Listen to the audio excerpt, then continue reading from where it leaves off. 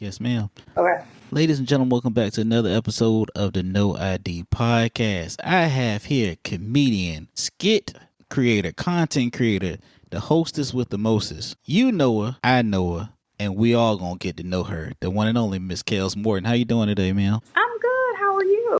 I'm blessed and highly favored. Thanks for having me on the show, Jerome. No, Rome. No, I say wrong, but I was trying to be professional, so come on now. Be professional. Because we on this. Okay. All right. Well, I'll be professional. Miss Morton. I like my last name, but that does sound very old. You're right. It do sound old. Okay, wrong. My bad. It's all right. Jerome is my job name. That's when I go to work. His Rome is when I'm on this microphone. How you been? I'm good. Okay. So you are a comedian and you've been doing it what, 2-3 years now? It's been good though. Mm-hmm. Congratulations. What made you get into comedy? What was the point behind that? I guess people just always said I was funny, Mm-hmm. so I was like, let me just try it. And then I like entertainment. I like the spotlight. Maybe probably not everything that goes with it, but I do like to make people laugh. I get enjoyment out of making other people smile. So when was your first start into comedy? Like that first introduction? I saw somebody taking the funny bone class, so I decided to take it. And it was a good experience. I've taken other classes since the funny bone class. So like improv 101 at Push Comedy Theater in Norfolk, and just other things to sharpen my skills. I took a writing class in DC at the DC Improv. So just you never stop. And I know you know that as a comedian as well. You just never stop sharpening your skills. Yeah, I definitely do. I only took the funny bone class. It was 6. You went through. It was 6 weeks. We graduated, and I didn't take any more classes after that, unless you count the James Cooper at the venue. That's the only class I only took. Then, of course, and then we did a lot of those too. A lot of those mics. So how was your experiences with all these different classes, from the funny bone to the writing classes to the improv 101? How was your experience? Was it the same or was it different? Different types of styles from each person. So I think that gives you a good perspective because everything's subjective, right? Mm-hmm. And then, I also follow, what's the one that has the comedy Bible? I know you're talking about Judy. So I follow her. So she has workshops on Tuesdays. So I've been like on her lives before. So everybody has these tidbits that are different to make you understand that full circle of comedy is subjective. So you're not always going to get the same funny, right? So it just makes me appreciate the different perspectives and how to kind of bend and figure out what my lane is. Because you want to take all that into account because these people have been doing it 20, 30, 15 years. Cool. Everybody's different though. But they also have something good to offer, whether it's good, I would do it that way, or good, I wouldn't do it. So everybody has something a little bit different. What's one of the things that you noticed that all of them have in common since you've been there? Yeah, give me a little bit more energy, Miss Morton, because you I don't know if you're not used to serious Rome right now. I don't. It's so weird. It is super weird. Okay, I'm not used to serious Rome. No, I'm not. But the question was like, what am I getting out of it? I think more so, what did I learn? I think all of them are similar because comedy is set up with a joke, a turn, a punchline. Like all that is similar, right? Mm-hmm. But how they deliver it is different, right? How they deliver it, who they deliver it for, right?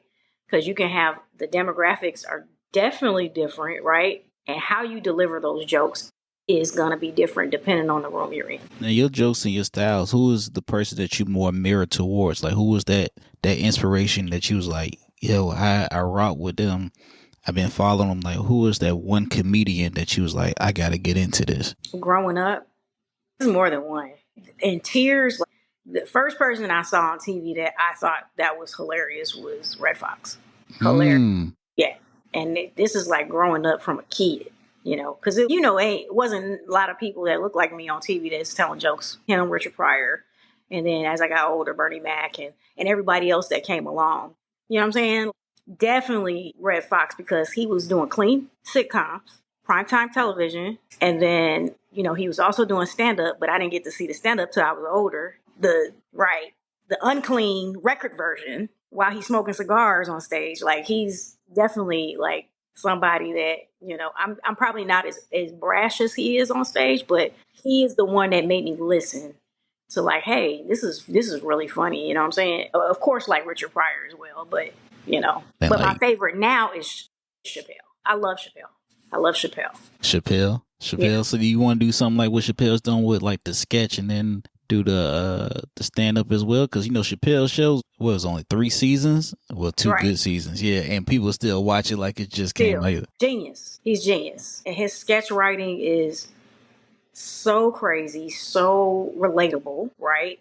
And that's why people still watch it, because it doesn't matter who it is, white, black, Mexican. He roasts everybody equally, and everybody still loves it. You know what I'm saying? Nobody's safe. Gay, straight, trans, nobody is safe with him. A lot of truth. So how do you base your material on? How do you come up with the light to your material to start writing? Is this based on true stories? Is it fictionalization? Is it observation? How do you come upon what you said? Because you have a funny set when you talked about, I think you was married like 4 times or something like that. Sorry, Yeah, my 3. apologies. I forgot. But yeah, that's life. You know what I'm saying? That's Hmm. life. That was my, you know, first marriage, cool. Second marriage, short lived. Third marriage, hopefully it stays. You know what I'm saying? So you want that to happen, but I'm not the only one.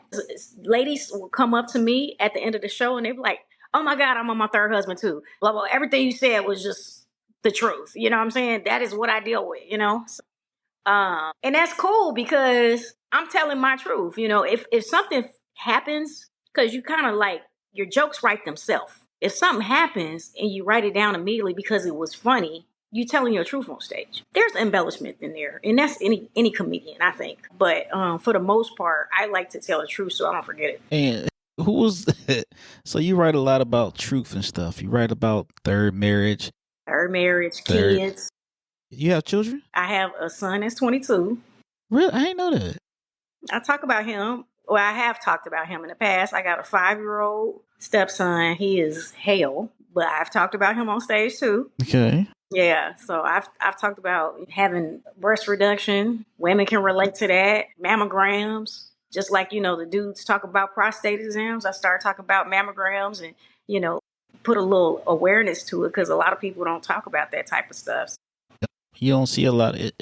The comedy game is a little different because you see and you hear a lot of men doing their thing, but I know I'm all over the place. I do admire the women Avenger group that you have with yourself, Sherry, Vicky, and Sonya. Y'all Yes. like the Powerpuff Girls. Well, it was 3 of them, but I'm gonna just say Powerpuff Girls of the comedy realm. And how did that come about? Because y'all was tight before, but now y'all doing boots to the ground, and Vicky's doing her thing. Sonya's just like streaming. You doing your thing. Sherry's like just everywhere. Like, how did y'all like Avengers assimilate? Like that. It just kind of happened organically. We are all very different, Mm-hmm. very, very different Mm-hmm. in our walks of life, but we just kind of like clicked as far as, it's not a lot of female comics on the scene anyway. So, but we support any comics, for shows, but we have been kind of just, because we mesh so well and there's like really no drama or disagreements, we just kind of, we'll get together for a writing session, maybe once a month, once every other month, and do stuff like that. And then we might end up on a show. Most of the time now that people see us together, sometimes they just book us together, if that makes sense. They do. But those ladies are that's the squad, man. They're so dope, and this Virginia scene is very, very welcoming. Whether it's male or female, I have been booked by plenty of people. Yourself, Skeeta. Well, you've gotten me Yeah, work. I don't Yeah, produce. I don't you've produce. gotten me worked, but you have referred me, which I appreciate. You know what I'm saying? And like different promoters and, Skeeta and Tim and all these other people on the scene, Nick D's, like all of them have booked me at one point or another. So I appreciate that either way. How many I'm not times you really go? into the business side though. You know what I'm saying? How many times you gonna keep fixing that bust down? Because you keep every 5 Because it minutes. keeps doing this thing like it's like a mustache or something. I'm trying to keep it out of the way, keep it out the way. It's like, yeah, I'm still stuck on the fact that you're not used to serious Rome right now. This is No, it's weird. I told you. It's ain't super, that super damn weird. weird. It's not. It is. When was the last time you've been serious? I wait. When my last interview, What was that, like 2 weeks ago? no, a A week week ago. ago? Yeah, yeah, and at work, See what I mean? Okay. See what I mean? I'm just saying. It's a switch. It's a switch in there, right? It's a switch. If it's a microphone, I'm about to perform. Yeah, I'm gonna show my ass. But there ain't no microphone. Or if I'm doing this podcast, I'm like, no, the switch is. Nah, we serious. Okay, that's what's up though. So y'all got a whole Avengers symbol. I actually respect that because I don't know if you know the story of Eddie Murphy, how Robert Townsend and John Witherspoon used to back him up. Keenan Ivory Wayans used to back up Eddie Murphy, and it was like one of us gonna make it's gonna be Eddie. Yeah, and then like that's when you guys saw Delirious and Raw. I don't know if you ever seen Hollywood Shuffle with Robert Townsend, Yeah. which is a Mm-hmm. great. You got two. That's where he started. That's where he started. Yeah. Yeah, that's what's up. I actually see that for y'all for. It's amazing what y'all be doing out there. I be like, oh, I don't be stalking, but I'm sure people are watching, but I don't. We talked about the same thing. I said somebody gonna make it. I just, I don't need to be the star, but I will say this: just make sure y'all take me on the road. You know what I'm saying? Like I don't even care about all that. Just take me on the road with you. That's all I ask. I ain't got to be the star. I don't. Cause look at Kevin Hart and the Paper Cup Boys, Plastic yeah, Cup Boys. I said Plastic Cup Boys. Them guys been together for 20 plus years. They Kev on the used to road. Kev used to run with Mike Epps though, But and then, Keith Robinson. but he took his. Those are his friends. Yes, yeah, he took his homies with him because they Yeah, was helping him out. Yeah, and they funny, and they all got their own thing going on, but they all are they winning. come back. Yeah, Yeah, I think I ain't got to be the star. I could be, Spanky, Naeem. I could be Naeem. I could be the Naeem to the Kevin Hart. You know what I'm saying? I'm good. Shit. Can I curse? but yeah, you can't. Okay, okay. I've Shit. had sex workers up here. I've had dominatrix up here. Yeah. Yeah, I can cuss. You can say whatever the fuck you Them want to ladies, say. look, I ain't hating on them ladies. Them ladies making their money, okay? Some of them stay in Virginia Beach. Hey, I ain't mad at Get your money. It's been a couple of them that popped up at the show, and I ain't Yeah. said I ain't said nothing. I was like, we be Hey, talking. you. I was like, hey, how you doing? He looking like you looking. I ain't saying shit because I don't want nobody thinking I'm into that stuff. I'm like, I'm just interviewing, bro. One of them was that one you did with Omar Gooden. They were there. One of them was there. I Yeah. was like, hey. Yeah, Omar was dope, man. Omar was dope. He That was was. a good one. Yeah, he was. Who Really, was one of really your kind. favorite who was one of your favorite comedians that you got to open up for or work with? I would say Omar that was like really, really dope. Working with obviously Michael Collier. I haven't been on stage with him, but I've been on his YouTube show several times, right? So that was really dope. And then I went out on the road for two nights with this social media influencer, big time, Danae Hayes. She's on like TikTok, 3 million followers. Like it's crazy, And I didn't really know who she was. It just so happened that her road manager inboxed me. I don't know where they got my information, but I wasn't asking no questions. And I thought it was a prank. Because I was like, who?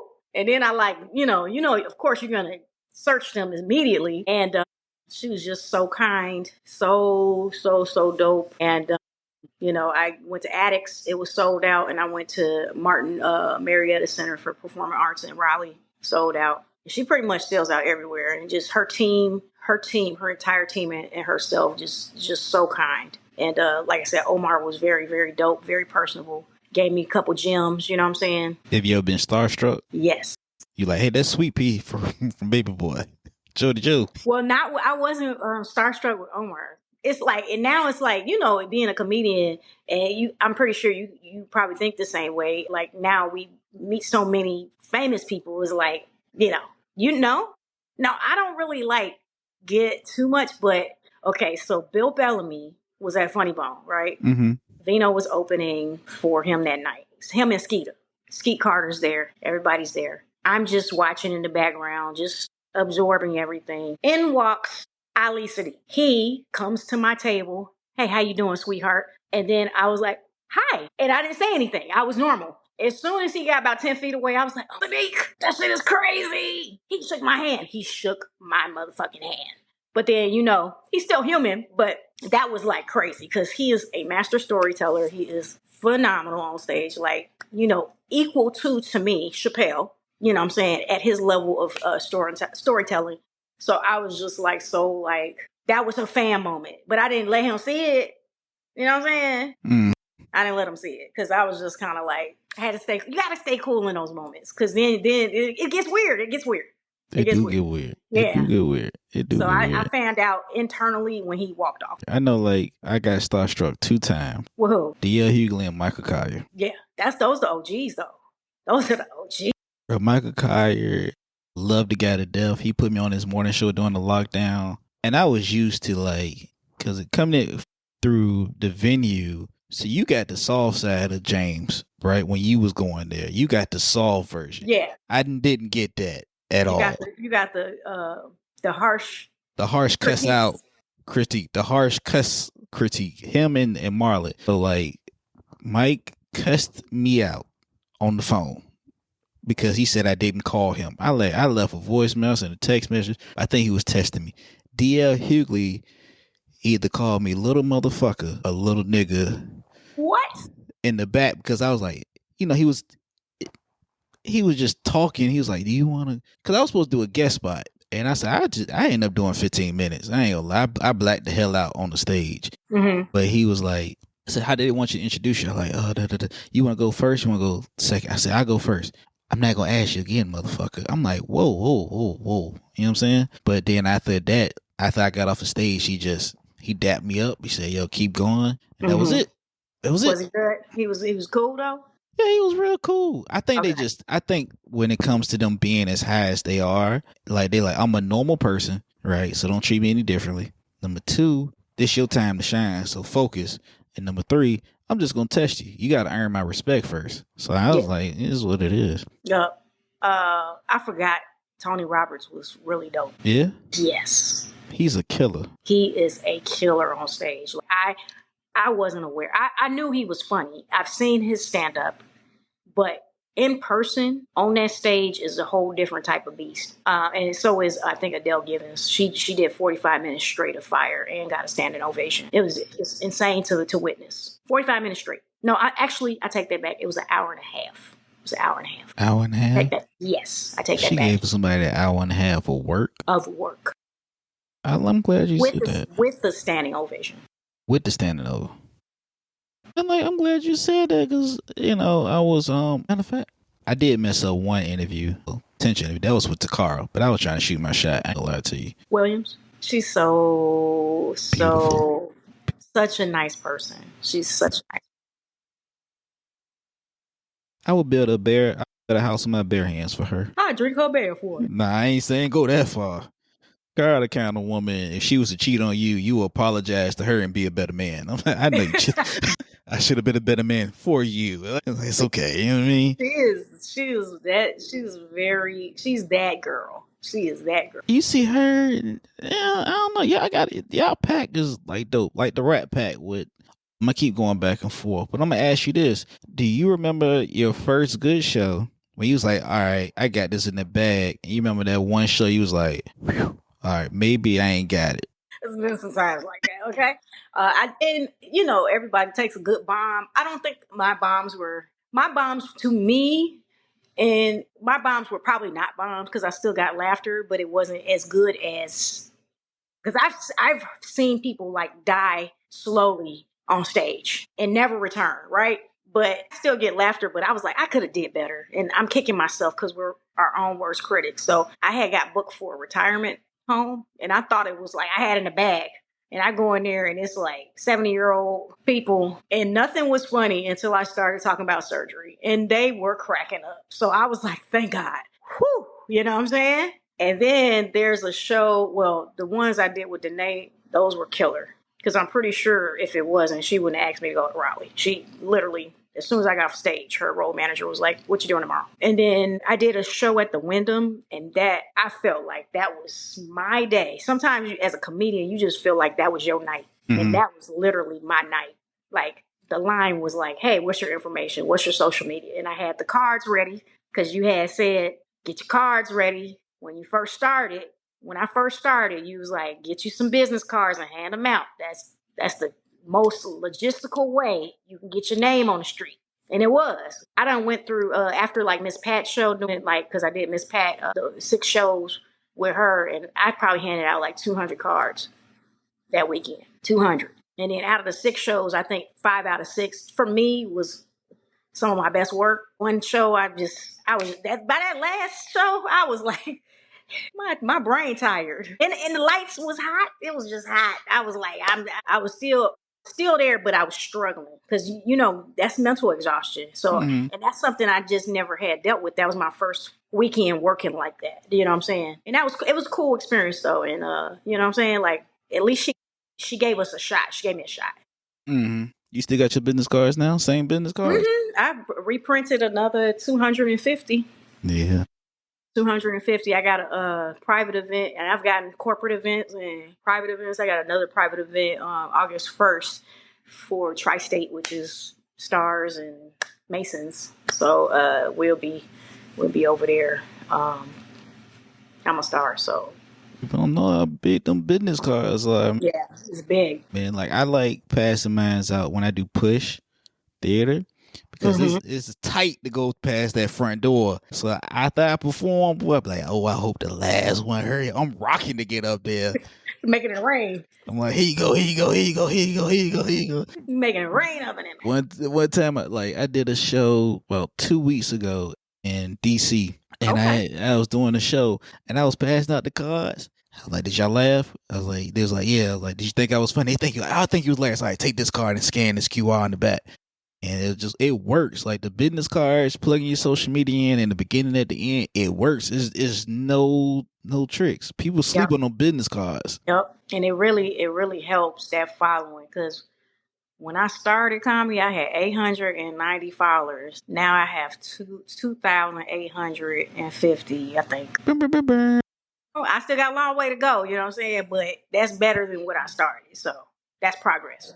I put you on the game about how to get more followers. The one thing I learned is 2 things that people sleep on. I'm not saying TikTok, Reddit. Really? And LinkedIn. Okay. Reddit, LinkedIn, Connect that.